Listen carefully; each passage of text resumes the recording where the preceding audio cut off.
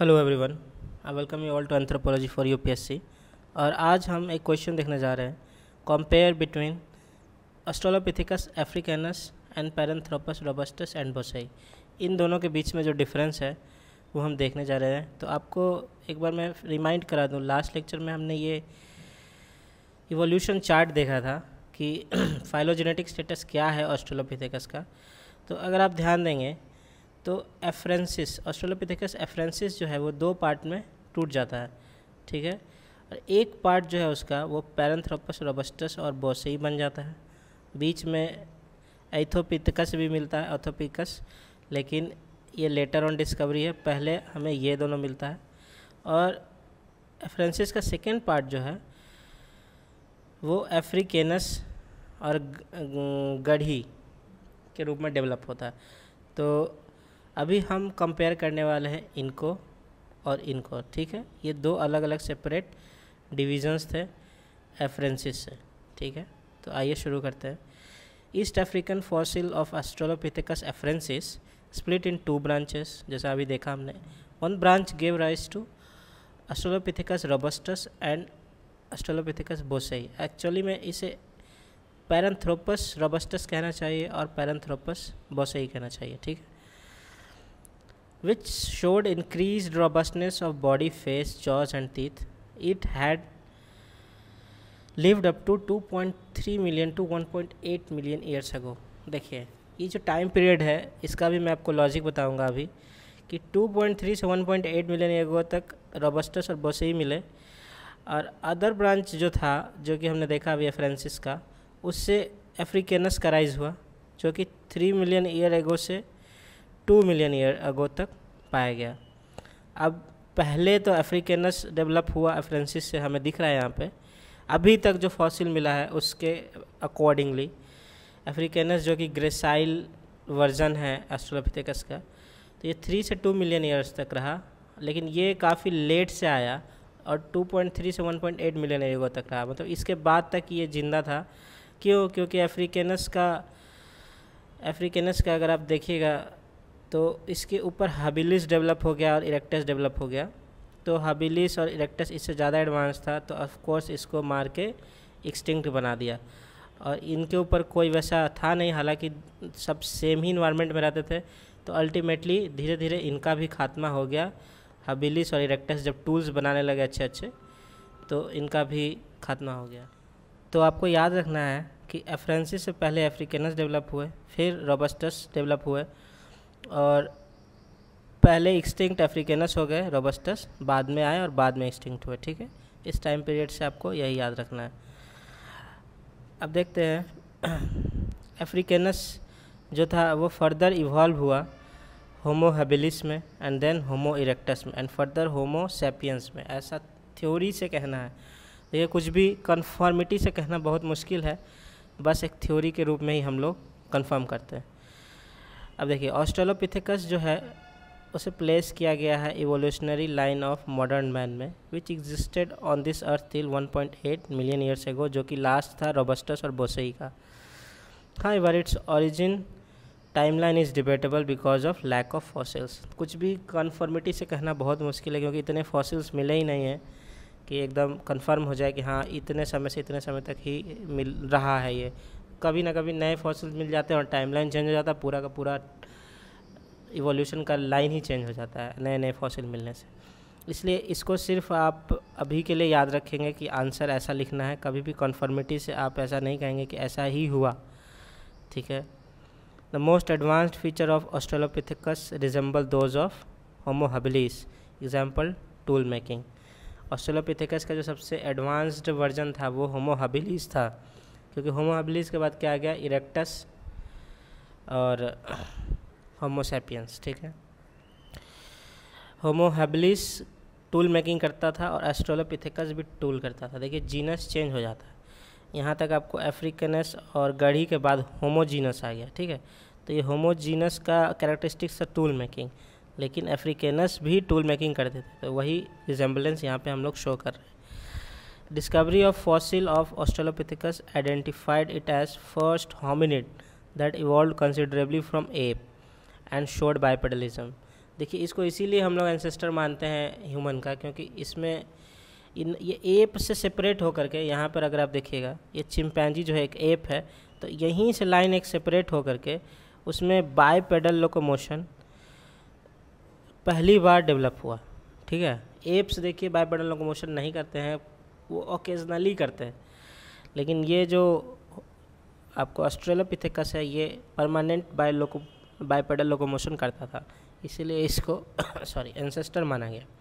However it was not as efficient as modern man, कुछ त्रुटियां थी इसके बाइपेडल लोकोमोशन में, उतना भी परफेक्ट बाइपेडल लोकोमोशन नहीं था इनका।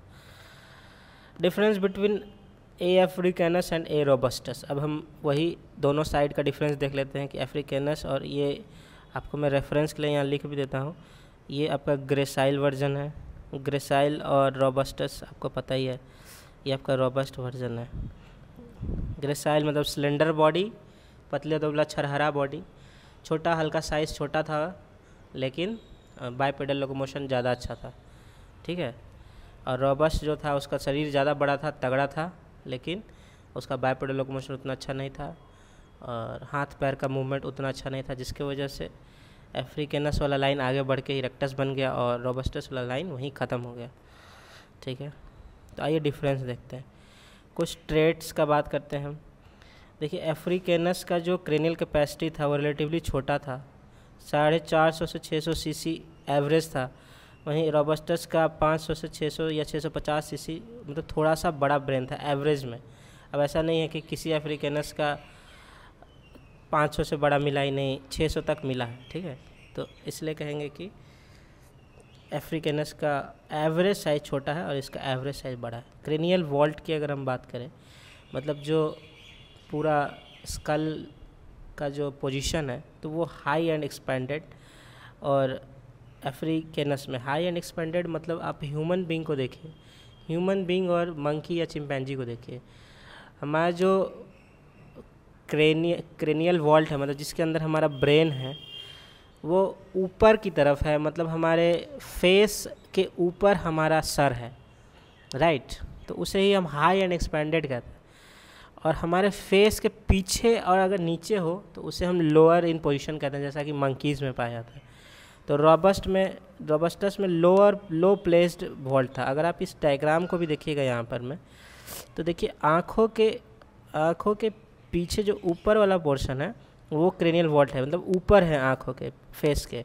और इसका देखिए फेस के जस्ट पीछे ऊपर वाला पोर्शन बहुत कम है, तो इसीलिए कहते हैं कि इसका क्रेनियल वॉल्ट जो है वो लो प्लेस्ड है रोबस्टस का। ठीक है, और नॉट एक्सपेंडेड इन मेल्स में बहुत ज़्यादा बड़ा भी नहीं होता है, छोटा होता है ब्रेन। सैजिटल क्रेस्ट की अगर हम बात करें तो अफ्रीकैनस में देखिए कोई ऐसा बीच में ऐसा उठा हुआ पोर्शन नहीं है, लेकिन रोबस्टस में ये देखिए सैजिटल क्रेस्ट कितना प्रोमिनेंट यहाँ पे एक ऐसे उठा हुआ है। ठीक है, सैजिटल क्रेस्ट। नेक्स्ट है टेम्पोरल फोसा। टेम्पोरल फोसा क्या होता है, देखिए यहाँ साइड में जो आपका स्कल है उसमें एक डिप्रेशन होता है, गड्ढा जैसा होता है, उसे ही हम टेम्पोरल फोसा कहते हैं। तो अफ्रीकैनस में मीडियम साइज़ का टेम्पोरल फोसा है, लेकिन रोबस्टस में बहुत लार्ज टेम्पोरल फोसा है। आप इस डायग्राम में भी देख सकते हैं, ये जो यहाँ पे आपको शैलो गड्ढा जैसा दिखाई दे रहा है, इसमें थोड़ा कम है और इसमें बहुत ज़्यादा गड्ढा अंदर की तरफ है। ठीक है, यही टेम्पोरल फोसा होता है। सुप्रा ऑर्बिटल रिज, देखिए सुप्रा ऑर्बिटल रिज कहते हैं हम लोग आँखों के ये आईब्रो के पास जो हड्डी हमारी निकली होती है उसे ही सुप्रा ऑर्बिटल रिज कहते हैं। तो अफ्रीकैनस में ये मीडियम साइज़ का होता है और रोबस्टस में ये वेरी लार्ज साइज़ का होता है। ठीक है, तो आप यहाँ पे देख सकते हैं ये बोन जो है, हालांकि इस दोनों डायग्राम में आपको सिमिलर लगेगा देखने में, लेकिन अदर फॉसिल्स को अगर आप देखिएगा कंपेयर कीजिएगा तो ये सुप्रा ऑर्बिटल रिज जो है वो ज़्यादा डेवलप्ड होता है, रोबस्टस में ज़्यादा बड़ा होता है। जॉज की बात करें अगर हम, तो लार्ज जॉज होते हैं आपके अफ्रीकैनस के। लार्ज हम किस कॉन्टेक्स्ट में करें, एप्स और चिंपैंजी से कंपेयर करें तो लार्ज है, लेकिन मैसिव जॉज है आपके रोबस्टस के। रोबस्टस का जॉ जो है वो ज़्यादा मजबूत और स्ट्रॉन्ग होता है। ठीक है, जायगोमेटिक रीजन का अगर हम बात करें तो वो अफ्रीकेनस में मॉडरेटली लार्ज है और रोबस्टस में मैसिव है। जायगोमेटिक रीजन क्या है, देखिए ये है आपका जायगोमेटिक बोन्स, जो आपका चीक बोन होता है उसे ही हम जायगोमेटिक बोन कहते हैं। तो वो रोबस्टस में ज़्यादा बड़ा होता है, ज़्यादा वेल डेवलप्ड होता है, क्योंकि देखिए उसका जो फेशियल बिल्ट है वो ज़्यादा रॉबस्ट है, स्ट्रांग है, तो चीक बोन्स भी ज़्यादा स्ट्रांग होगा उसका ऑफ कोर्स, ठीक है। तो वो मैसिव चीक बोन्स होता है आपका रोबस्टस में। डेंटिशन की बात करें तो बैलेंस्ड और अनबैलेंस्ड है। तो अफ्रीकेनस में जो है वो थोड़ा बैलेंस्ड होता है, मतलब टीथ का जो अरेंजमेंट होता है थोड़ा बेटर सिमेट्री होता है दोनों साइड में, और इसमें कभी कभी सिमेट्री नहीं देखा गया। डेंटल आर्केड की बात करें तो ये पूरी तरह से पैराबोलिक है ह्यूमन की तरह अफ्रीकेनस का, और ये लेस पैराबोलिक है, मतलब थोड़ा वी शेप का है। अभी आगे डायग्राम में भी हम लोग देखेंगे। टीथ आपके अफ्रीकेनस के छोटे हैं और रोबस्टस के बड़े हैं। रोबस्टस है ही नाम तो उसका, सब कुछ जनरली बड़ा ही था। पेल्विस देखिए होमिनोइड और गोरिलॉइड, देखिए ये अभी आपको डायग्राम से मैं समझाता हूँ। पेल्विस ये देखिए, ये पेल्विस जो है वो इस तरह का दिखता है कुछ अफ्रीकेनस का, मतलब ह्यूमन की तरह पेल्विस दिखता है।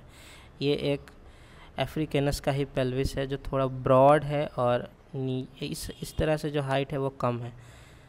लेकिन अगर आप वहीं पे रोबस्टस का पेल्विस देखिएगा तो वो थोड़ा सा लंबा है और ब्रॉड कम है, ठीक है। तो ब्रॉड कम है, यहाँ पे हाफ पोर्शन दिखाया मैंने इलियम का पोर्शन, कितना लंबा है आप देख सकते हैं चिंपैंजी की तरह।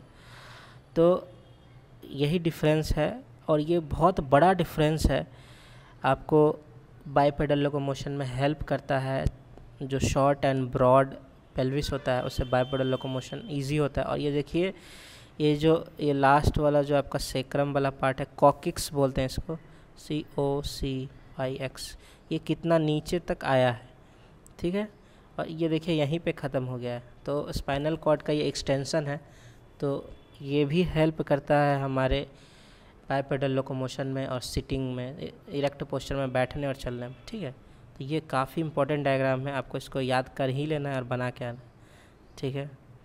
पेल्विस देख लिया हमने, अब हम देख रहे हैं फुट। फुट में क्या है कि नॉन डाइवर्जेंट बिग टो है हमारा अफ्रीकेनस का, और रोबस्टस का डाइवर्जेंट बिग टो है। इसमें क्या हो जाता है, हम लोग ह्यूमन का अगर आप फुट का टो देखिएगा तो ये भी नॉन डाइवर्जेंट है, मतलब आप इसको बहुत ज़्यादा अलग नहीं कर सकते हैं अपने बाकी फिंगर्स से।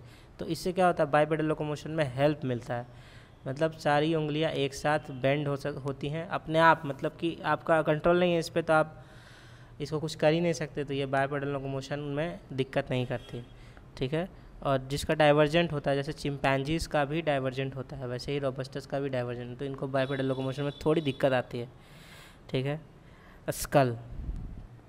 स्कल देखिए स्मॉलर और बिगर, तो साइज़ अभी मैंने आपको बताया था शुरू में ही, क्रेनियल कैपेसिटी हम लोग डेवलप किया था कि एवरेज साइज इसका स्कल का छोटा होता है, इसका बड़ा होता है। क्रेनियल कैपेसिटी और स्कल लगभग एक ही चीज़ है। तो हाइट की अगर बात करें तो जो अफ्रीकेनस था उसका हाइट छोटा था, 3.5 से 4 फीट ही था, लेकिन इसका हाइट थोड़ा सा बड़ा था, लगभग 3.11 से लेकर ये 4.4 फीट तक था, तो 4.5 फीट तक इसका हाइट ज़्यादा था। तो रोबस्टस थोड़ा बड़ा था देखने में, लेकिन अल्टीमेटली ये एक्सटिंक्ट हो गया और ये रह गया। सोचिए क्या नेचुरल सिलेक्शन हुआ होगा। ये इसलिए बच गया, इसका लाइन इसलिए आगे बढ़ गया क्योंकि इसका हाथ पैर ज़्यादा फ्री था, ज़्यादा बाइपेडल लोकोमोशन ज़्यादा अच्छा था। टूल मेकिंग के लिए इसको आसानी हो गया। तो टूल मेकिंग जो कर लिया वो फिर आगे चल के डोमिनेट कर गया, ठीक है।